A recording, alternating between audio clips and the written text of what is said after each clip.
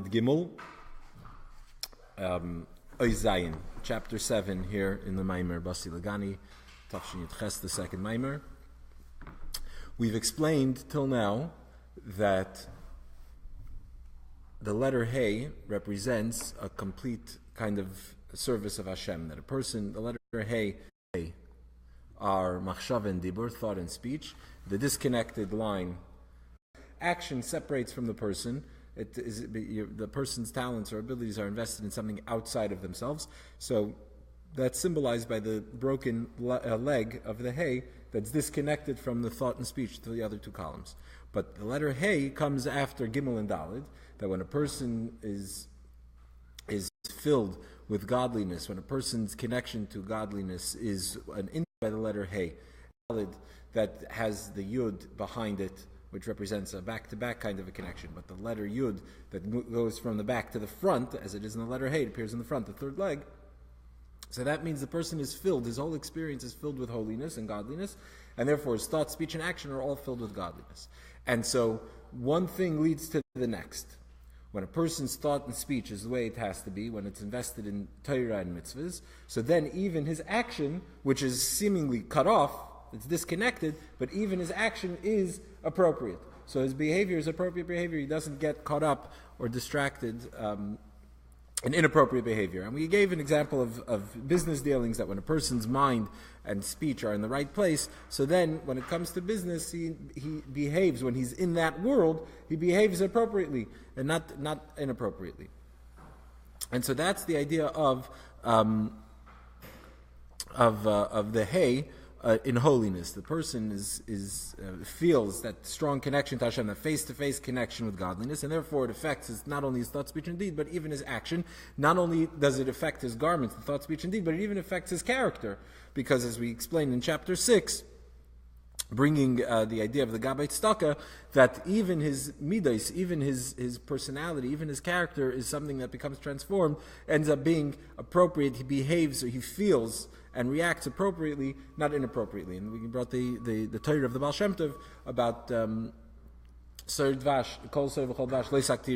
that the person in the service of Hashem, so even something that in the beginning might be appropriate, to use arrogance or to use a little pride in order to get you to start serving Hashem, but eventually that's unacceptable. It has to be complete nullification, and that's the idea of the letter Hey, that it affects him, that even when in a situation, a scenario where it might be acceptable for him to behave with arrogance, even so he doesn't behave in that way, because it's filled him and it's transformed him both externally and internally as well. So that's the letter Hey. So Hey represents a nice service of Hashem in holiness. And now we turn our attention to the unholy side. And interestingly, as we're gonna hopefully we'll note as we move along, but one of the themes that you see in the Maimer here is sort of a definition of holiness and unholiness that's been sort of clarified. We discussed in past classes about the idea that holiness is batal, is nullified, and unholy is not nullified. That's how you'd categorize them. That if it's arrogant, if it draws attention to itself, that's unholy. That's non-godliness. And we're going to see as we move along other parts of that picture of how we understand unholiness. So that's now chapter 7. Mamshech ba'maimer shekol zehu eis Hey b'kedusha. So the Friedrich Rebbe continues in his Maimer and explains that everything we've said till now about the effect that the Yichud Panim B'Fanim has. When a person is filled with holiness, how that's represented in the letter Hey, that the person's thought, speech, and action are filled with the light of holiness. And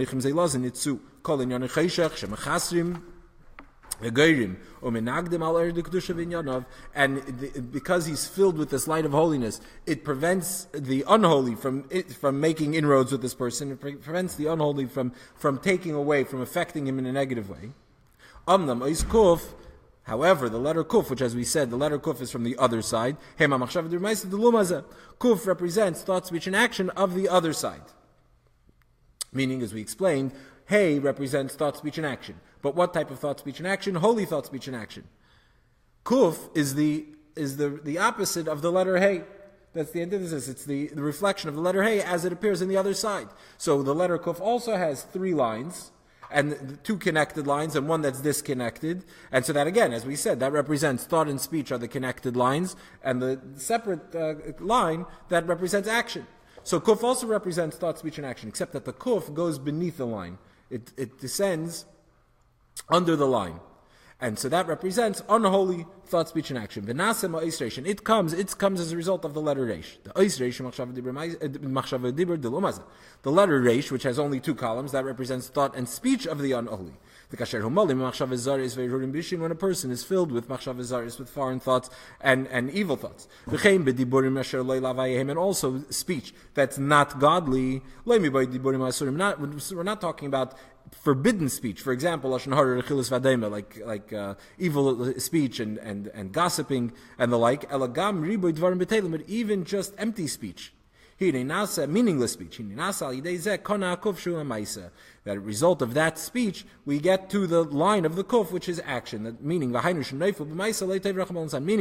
he falls from speaking inappropriate words, he falls down into inappropriate action. Meaning, it's not enough that only his thought and speech are unholy, are not the way it's supposed to be.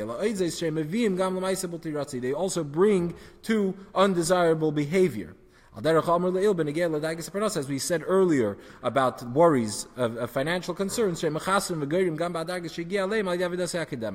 as we said when we were talking about earning a living, and we said that if a person starts to excessively worry and be concerned with earning a living and all those stresses and pressures, that'll affect also his good qualities. It also affects his holy thought, speech, and action. And so therefore, when we said in the letter Hey that a person's machshav and dibra are perfect, it means he's not even consumed by these ungodly concerns. The material concerns don't weigh at him, and therefore even his action is perfect. But if he were to be consumed by them, then that'll affect him. It'll have a negative effect, and it will minimize his thought and speech, even his yiras halakim and yiras chet, as we discussed. We quoted from Derech Chaim. So the same is true here, that the letter Reish is unholy. Reish is the counterpart to the Dalit. Why is the Reish unholy? Because the Reish doesn't have a Yud, it doesn't have Bittul. As we said, it's not nullified. Since it doesn't have that humility, so therefore it belongs to the unholy side. Reish has two columns, that's thought and speech. What happens from negative thought and speech? That has an effect. It leads to the Kana HaKuf, it leads to the leg of the Kuf, which is into unholy action. So we see that even though we're saying that action is cut off, in a sense, from thought and speech, nevertheless, they have an effect on each other. Our thought and our speech have an effect on our action, and our action has an effect on our thought and speech. They're connected, and one follows from the other. So from a reish, from having inappropriate thoughts and inappropriate speech, you end up getting a kuf. So from the reish, you get a kuf that also the action becomes inappropriate. But it's not only that the action is going to be inappropriate, but inappropriate speech on one hand leads to inappropriate action, and on the other hand, it also erodes the holy things, the positive things that the person has. So you see the power of speech. We're going to get into introduce something from the Magid of Mizrich, that the power of speech is such that it can also have a negative effect on the positive things that the person has. Let's see inside.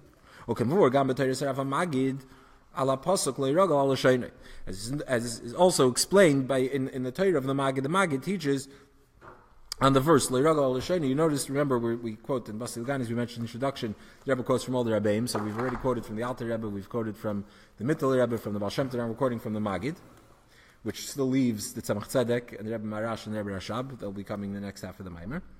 So the Magid says on the pasuk Leiragal al L'Shonei, the verse says, pasuk in Tilim, Leiragal al L'Shonei, he doesn't have gossip on his tongue, right? He doesn't gossip. This is what that's what the pasuk says in Tehillim. So it says the Magid shekeshemedaber dvarim b'teilim oilashon hara, when a person speaks idle talk, empty talk, or lashon hara, evil speech, az hahevel v'hakoil, or slander, etc. Az hahevel v'hakoil hahu eilo makatrigolav. So then what happens is that breath that was expended with the speech, through this inappropriate speech, ends up prosecuting this individual, the one who spoke it. What does it mean that he's prosecuted? So that when a person later goes and starts studying Torah, and the person, when you're learning Torah, so you articulate it, you have to speak the words of Torah, and so there's speech, there's breath that's expended when you're studying. It's that initial inappropriate speech, that breath that comes up and tries to interfere with the ascent of the holy speech. What happens if it's vice versa? If he's first talking bad and then he goes in. Well, here we're saying first he talks bad and then we said he learns. But if you're saying, what if it's the other way around? So the point is the same. I don't know that the effect even on the positive speech. Oh, I thought it's the first one that he doing. No, it's not that the first one comes up. I hear what you're saying. I don't think that's the emphasis here. The point is that when a person has negative speech, that has a negative effect and it interferes even with this positive.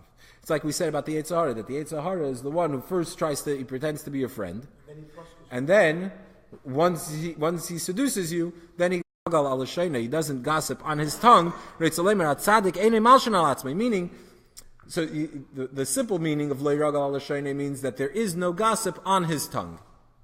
But the more literal translation, which is what the Maggid is suggesting here, is lo yiragal, he doesn't gossip al hashoneh on his tongue. His tongue is one that is used to say words of Torah, and he doesn't gossip on it, meaning he doesn't interfere with his own holy speech. Yeah.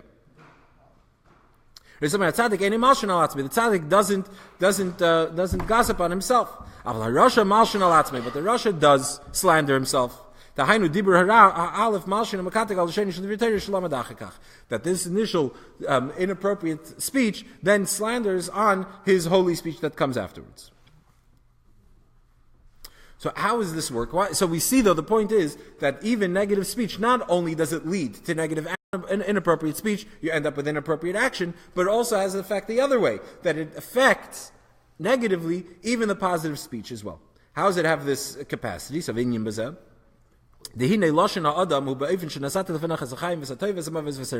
person's tongue is created in a way that, as the verse says, that see that I place before you today life and good, and death and bad. The tongue can do the same thing. The tongue has the option to either be engaged in holiness. The tongue can speak holy thoughts and words of Torah and of davening. It can also speak forbidden words, or also just idle, empty words. But when a person speaks not only forbidden speech, but even that what happens, death. It brings about death. It brings about the negative effect even on the good things that I've done. The tzaddik has to behave in a way that there is no ragal al l'shoynei, hainu shelo yiyah al l'shoynei dvarim b'teilim sholchem rachil v'yechelum l'mrei asapu ola shal divrei Torah v'divrei tefillah. So the tzaddik's behavior has to be in a manner of lo ragal al l'shoynei, that there is no gossip, there is no slander that will affect his tongue, meaning there's nothing, he doesn't say anything inappropriate that will then have a negative effect on his appropriate speech in Torah and davening. But when a person is not careful about this, this then takes away and limits and erodes his prior good deeds, to the point that he continues to descend and falls into inappropriate, undesirable acts, and to the extent that he ends up even in forbidden acts. Chapter 8. So we see the parallel here, because we've been talking, I mentioned before about how we're getting a definition of unholiness here. We spoke about the fact that we mentioned the first concept, the idea that unholiness is synonymous with ego, with self-awareness, and holiness is selflessness and bittul, humility. And here's another point that is emerging now that we've moved on to the other side, is that unholy is merely a mirror image, a reflection. This idea will become more clear soon. But the point is that just as we found in holiness, the letter Hey, that the machshava and dibur, that are holy thought and speech, lead to positive action, so the same is true in the reverse, that unholy thought and speech lead to negative action, and not only do they lead to negative action, but they also have a negative effect even on the holiness, on the good things that the person's accomplished before as well. Chapter 8. This idea of falling, descending into inappropriate action, even into forbidden action, that's represented by the line, the left leg of the kuf, which goes down, descends beneath the line. As he explains earlier in the Maimer, that the letter kuf is similar in appearance and shape to the letter Hey. But in the letter hey, the left leg is ends in the same level, at the same line as the other leg. They're equal. But in the left leg, in the kuf, the left leg descends beneath the line, goes lower. This is the meaning of the allusion to alluded to in the verse that ragla yerdismavis. It's her legs descend down into death, meaning that seduction leads to mavis, down to death. Shehu kana hakuf. This is the leg of the kuf. Whom Hashem Razal Yared Gavriel v'notz kana b'yam v'alav b'yisartain v'alav nivna krach gadol. The Gemara is Shumetzi Yisrael Rashi. So he says that he quotes from the Gemara. We're talking about the kuf. So the left leg of the kuf is called the kana, the stem or the leg of the kuf. The kana that descends lower is referenced also in the Gemara, where the Gemara talks about Shlomo Melech. It's discussed in the Gemara, it's discussed in Zohar, that Shlomo Melech, the day that he married Bas Parei, when he married the daughter of Parei, so it says, the Gemara says that Yored Gavriel came down from heaven, he took a reed, a kana, and not yam, he staked it into the ocean, and a certain, like a landmass started to develop, and that's what eventually became the antagonist and also the ultimate destroyer of the Jewish people. In that landmass then became Italia Shalavan, Yavan became Rome, and that Rome, of course, was the one who destroyed the second Beis Hamikdash. The exile that we're still in was brought about through Rome. When did Rome start to develop? That started to develop when Shlomo Melech marries Bas Parei. That's the idea that basically what he's talking over there about is the Gemara. Actually, that whole Gemara starts by saying that Shlomo Melech didn't commit any sin. Shlomo Melech loichatas. It goes into the whole thing, but there's a verse that says Shlomo did evil. How do you reconcile it? So the point was that he didn't object to his wives that he married who were idolaters. They introduced idolatry, and he didn't object to it. But that's another story. The point is, though, that when he married Bas Parei, she was a notorious idolater. And she brought, the day of their marriage, she brought all kinds of idols and musical instruments and showed how they're all used. And so even though it would seem to have been for educational purposes, it was really idolatry. And so that it sort of gave idolatry a foothold in the Jewish people, which eventually led to the destruction of the temple. So how is this, the imagery of this idea is that Yared Gavriel v'notz kana b'yam, that Gavriel stakes a reed, a stick, a pole into the ocean, and we're going to explain soon up in Kabbalah what this means, that he sticks a stick into the ocean, and then that creates that landmass, that creates ultimately the eventual destroyer of the temple. So this idea is, this is the leg of the kuf, the stem, the reed of the kuf, that is fashioned from unholiness, and this is what then antagonizes and fights with the Jewish people. So what does this mean? The Zohar also brings this story in a similar fashion. It says over there that he was not kana b'yama rabba. He put staked a reed a pole into the Yama Rabba, the Great Sea, the Yama Gadol, which is Shakanahu Dechura de Klipa, and he explains over there that what is the Yama Rabba, the Great Sea, which is seemingly talking about the Yama Gadol, but it also represents, the Kana represents Dechura de Klipa, the masculine of unholy. That's symbolized by Kana. The Yonik Mimalchus, the Kedusha Nikra Yama Rabba, the Great Sea, spiritually, Kabbalistically, is Malchus, level of Malchus. So Malchus is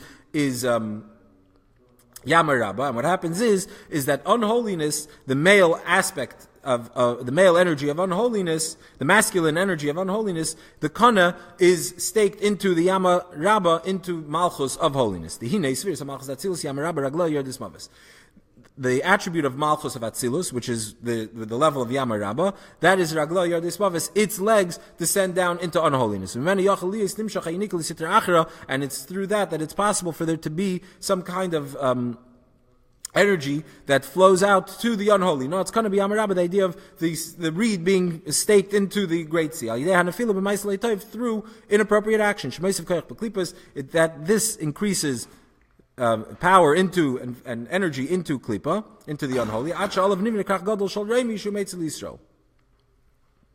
To To the extent that eventually this landmass starts to develop and creates Rome, which is the antagonist of the Jewish people. This is what the sages say, that Tzoir, which is the destroyer also of Israel, was only filled from the Churban of Yerushalayim, the destruction of Yerushalayim. That only one was dominant at the time, the destruction of Yerushalayim and the dominance of Tzur are related.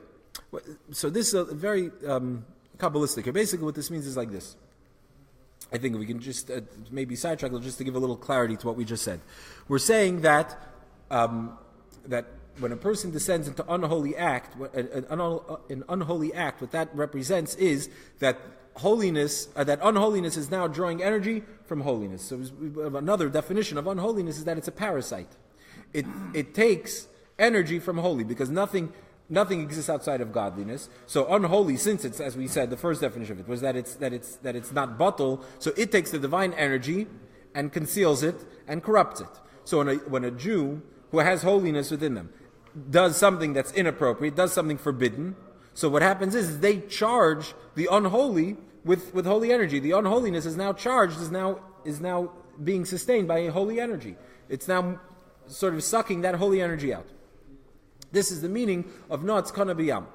That when a person is and mystically the idea of Malchus and Chura the Lumaza. What does it mean? Malchus that says Chura the Lumaza.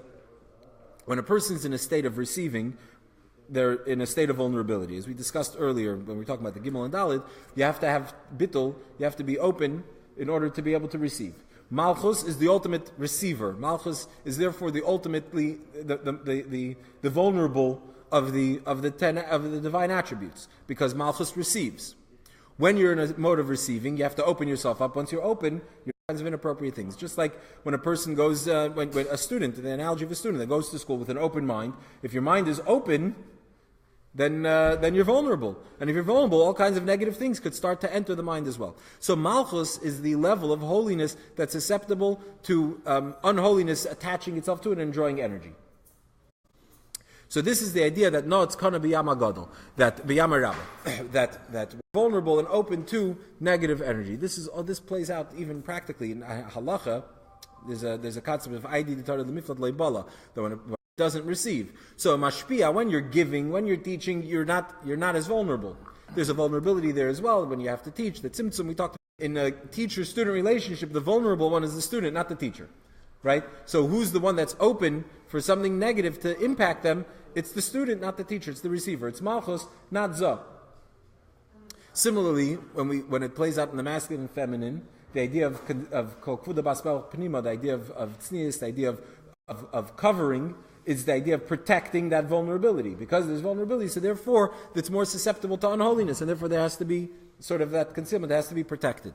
Anyway, the point is, so that this very mystical idea has very practical implications. But the point is that we're explaining that the kana of the kuf represents unholy actions, and that those unholy actions are what then eventually lead to eventual downfall. Right? So we see that it's all related, that when a person now gets involved in doing something negative, something unholy, that affects even the positive that they've done.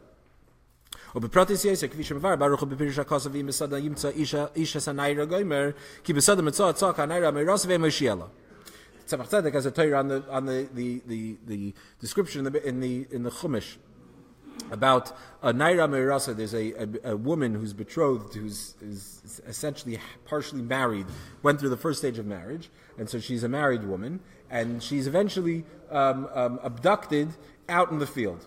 So the pasuk is talking about a woman who's abducted. When it's in the city, there's one law, because it's in the city. When it's in the field, however, there's another law, that when it's in the field, she's innocent, because the assumption is that she called out and tried to be rescued, but nobody was able to hear her. There was nobody to rescue her because she was in the field. There's nobody there. So the Tzemach Tzedek explains, what does this represent? The Naira, this maiden, this woman, is the neshama. And when the neshama finds itself in the field meaning in a place of unholiness, a place where there's no godliness, as we'll discuss soon inside. So then then she's vulnerable. The neshama is vulnerable to being abducted by the forces of unholiness. Ish, that the abductor is the kana, the tchura, the klipa, as we said before. This unholiness that now comes and wants to defile the neshama. So, so that we're going to get into that now inside the text. So let's. Right. So there's sada, is sada, is sada. There's sada of holiness, there's sada of unholiness. We're going to get into that actually in a second, of a woman being abducted, and the Chassidic interpretation of it here is that the neshama, when it ends up in a sada, in a place of unholiness, it becomes vulnerable to the forces of unholiness that will then try to abduct it, and then what plays out we'll get into in a second. So let's look inside. That Tzemach Tzedek explains the verse. If the man finds this maid, so she's innocent because he found her in the field, and in the field was this betrothed maiden was called out. She cried out for help, but nobody was there to hear her. The grammarian thing, right? It focuses on grammar and words in the Torah. So he says that sada could also mean, has an extreme. Sada can mean a field, like a plowed field, a field where you're growing wheat or whatever, but field could also has the connotation of a desert, a desolate place. Midbar asher lo yashav adam sham. A desert, which is as described in Tanakh, is a place that is not a place of where people settle, meaning it's empty. The person's service has to be in a manner of that the honor of the person comes when he lives in a house. What does that mean in a home? That he has nice, that everything is human. A proper house, a proper spouse, and proper possessions. Which, as the Zohar explains, this means we're not talking about just material, the material aspect of it. We're talking about spiritually, that everything is done in a beautiful fashion. That when a person's behavior in serving Hashem is in a beautiful way, so then the beauty of the person is l'shavas bayis, in a house, a home, meaning a place where the divine presence rests. Settle. Adam rests where? In a bayis, in a home, but not lo yoshav Adam in a sada in a dwell there. Meaning, Adam sada represents this idea of a place that's devoid of godliness. That Adam, the Adam Elyon, the divine Adam, God is not there. There's no awareness of God there. And it's on this topic, this idea that that this field, this place that's devoid of godliness, that the man, that unholy, finds the Naira, encounters the Naira. Who do you find in the field? The man of the field. Who's the man of the field? Esav, unholiness. The man of the field, meaning the desert, the unholy, the opposite of holiness. And there he finds this maiden. And in the pasuk, the term naira is spelled without a hey. Hanaira chaser hey. Delay kavilas dachar. What does it mean that this naira is in the field? Why is a Jewish soul wandering around in a desert where God doesn't belong, where God is not found? Why is he there? Because he's a naira without a hey. Because his connection to Hashem is a weaker one, meaning it's not panim b'fanim. He doesn't have the hay. He doesn't. His character, his life, is not filled with holiness, and that's why he wanders off and ends up in a very dangerous place. So therefore, he's vulnerable. The hay represents a deep, intimate union between man and God. So just as practically, when we talk about the betrothed woman, so that's one stage of marriage, but it's not the marriage was never consummated. And so that represents a yichud, sort of acher b'acher, an external connection between the husband and wife. So when a Jew's in that state, where his connection with Hashem is an external one, is acher b'acher, he's lacking the hay, he's lacking that intimate connection. So that's how the neshama ends up in a desert. And so what happens? So the man takes hold of her. This the forces of evil, of unholiness, now dominate her for momentarily. To the extent that the soul starts crying out, but nobody's there to save her. However, if he was in a state, the neshama was in a way that holiness fills his very existence, then he would never end up in the field in the first place. He'd never be vulnerable to the forces of evil in the first place. So we see that this idea of a person ending up, the kana of the kuf, when a person ends up in inappropriate behavior, in forbidden, to the extent that he descends to forbidden acts, meaning that his connection with Hashem is an external connection. It's not one that fills his very existence. What happens? It's possible then to stray into a field, meaning into the domain of unholy. When we're in the domain of unholy, we're vulnerable to being seized by unholiness. And that unholiness now looks to us, and this is this is perfect prey, because the unholiness is seeking to draw divine energy from the neshama. And so what happens is when the neshama has that weaker connection, is lacking the hay, and ends up in the field, so now the force of unholiness can now get a hold of her. This is the idea of the kana, it's kana b'yam hagadol, that when our behavior and even our speech is in an inappropriate manner, so then that reed ends up being stuck into the Yam HaGadol. The unholiness now comes and mooches on to that he ends up being sort of captured and taken captive.